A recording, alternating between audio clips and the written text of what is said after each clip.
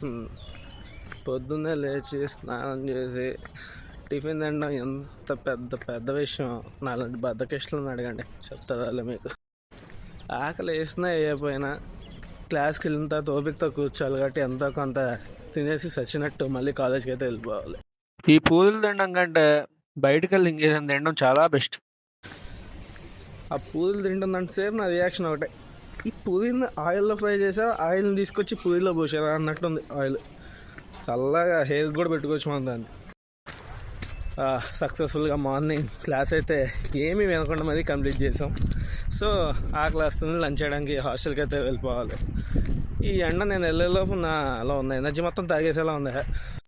Afternoon class bore కొడుతుంది, so మా friend దింగ్ తీసుకుని కాసేపు అలా ఆడుకుంటూ ఉన్నా. ఫైనల్గా కాలేజ్ అయిపోయింది, అన్నీ మూసుకొని హాస్టల్కి వెళ్ళిపోతున్నాం. కాలేజ్ అయిపోయిన తర్వాత బయటకు వెళ్దాం అని మళ్ళీ అవుట్ పాస్ అయితే రాసొస్తాం. ఫైనల్గా నైట్ డిన్నర్ కూడా తినేసాను బ్రో. ఫైనల్గా రూమ్కి వచ్చి మా వాళ్ళు ఇచ్చిన రికార్డులు ఎలా కంప్లీట్ చేయాలా అని ఆలోచిస్తూ మూస్తూ రాసుకుని కూర్చున్నాం. ఇంత ఈరోజుకి బాయ్.